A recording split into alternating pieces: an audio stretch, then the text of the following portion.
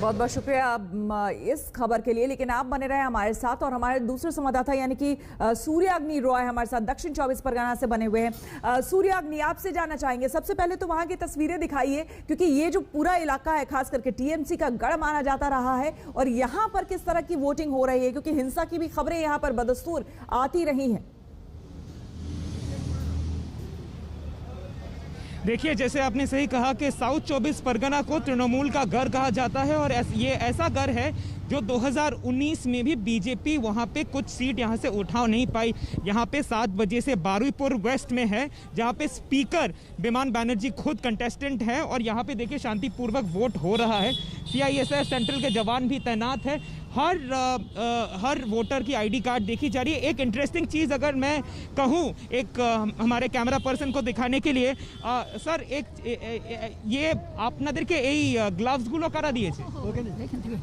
আপনাদেরকে গ্লাভস দিয়ে ভোটিং ভালো করে হয়েছে? हाँ हाँ ठीक है। देखिए, सीनियर सिटीजन्स भी यहाँ पे वोटिंग देने के लिए आए हैं। ग्लव्स भी उन्होंने हमें अभी कहा कि ग्लव्स उनको ईसी की तरफ से दिया जा रहा है वोटिंग से पहले, ताकि क्योंकि कोरोना काल में ये इलेक्शन हो रहा है, तो ईसीआई के तरफ से भी ये देखा जा रहा है कि ताकि ये वोटिंग जो है वो सुपर स्प्रेडर के हिसाब से ना फैले, एक ऐसा इवेंट ना बन जाए कि जहाँ पे कोरोना के केसेस और बढ़ जाए। इसीलिए शायद ऐसे हमने पहले और दूसरे चरण में भी देखा था कि ग्लव्स दिए जा रहे हैं, जिनके पास मास्क नहीं है उनको भी मास्क दिए जा रहे हैं, और आज भी हमने ऐसा ही देखा। तो ये एक पॉजिटिव साइन भी है। वोटिंग हो रही है शांतिपूर्वक तरीके से। 7 बजे से ही सुबह पश्चिम बंगाल में ये एक नीति है कि लोग आके सात सवेरे ही वोटिंग करते हैं।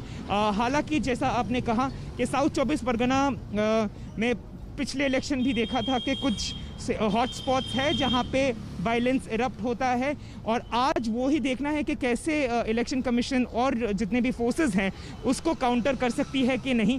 सारा दिन यही देखना होगा कि साउथ 24 परगना जिले में, जिसको तृणमूल का घर कहा जाता है, वहां पे कैसी कैसी एक्टिविटीज होती है। श्वेता, बिल्कुल, और खास करके जहां पर है दक्षिण 24 परगना, आप वहां पर सूर्याग्नि 16 सीटें यहां पर ऐसी रही जो कि प्रभावित रही है यहां पर अम्फान तूफान से, जो कि चक्रवात तूफान आया था, और कहीं ना कहीं इस बार जो वहां पर चुनावी रैलियां हुई है, ये एक मुख्य मुद्दा वहां पर लोगों के लिए।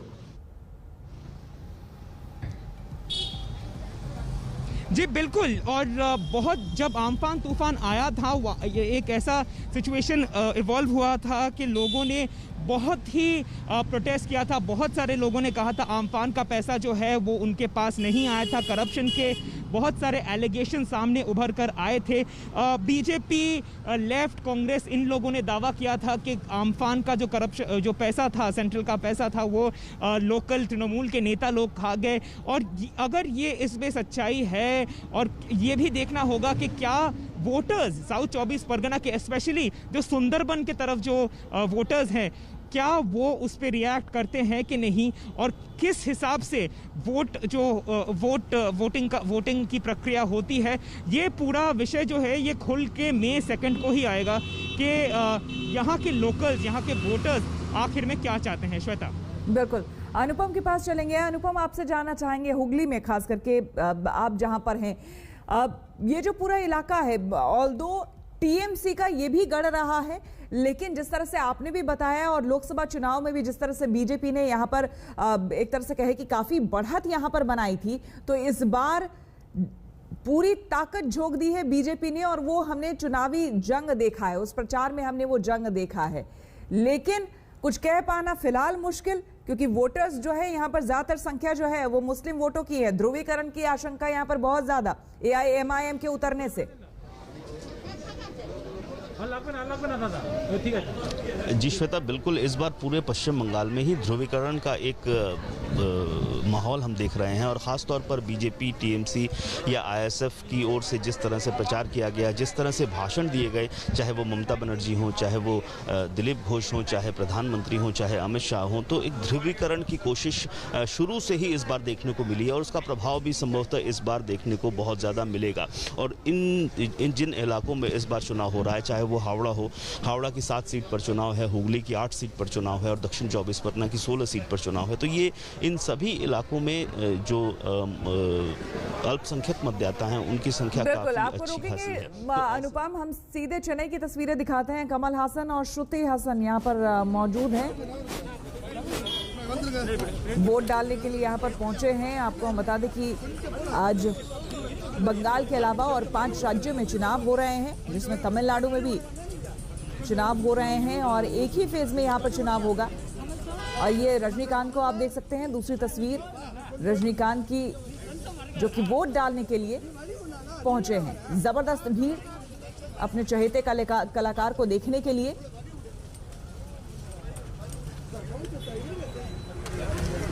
तो कमल हसन अपनी दोनों ही बेटी के साथ पहुंचे हैं मतदान करने के लिए, और दूसरी तरफ कमल हसन जो है वो भी, रजनीकांत जो है वो भी पहुंचे हैं। कमल हसन अपनी दोनों बेटियों के साथ यहां पर पहुंचे हैं और साथ ही साथ रजनीकांत। आज का दिन कई मायनों में काफी अहम है, जैसा कि हमने आपको बताया कि न सिर्फ बंगाल बल्कि आज जो है 5 राज्यों में चुनाव हो रहे हैं और अपने आप में ये काफी महत्वपूर्ण हो जाता है। 475 सीटों पर आज वोटिंग हो रही है। तमिलनाडु में आज यहाँ पर तेज सियासी घमासान देखने को मिलेगा। तमिलनाडु की बात करें तो 234 सीटों पर यहाँ पर मतदान हो रहा है। केरल में 140, पुडुचेरी में 30 सीटों पर मतदान हो रहा है।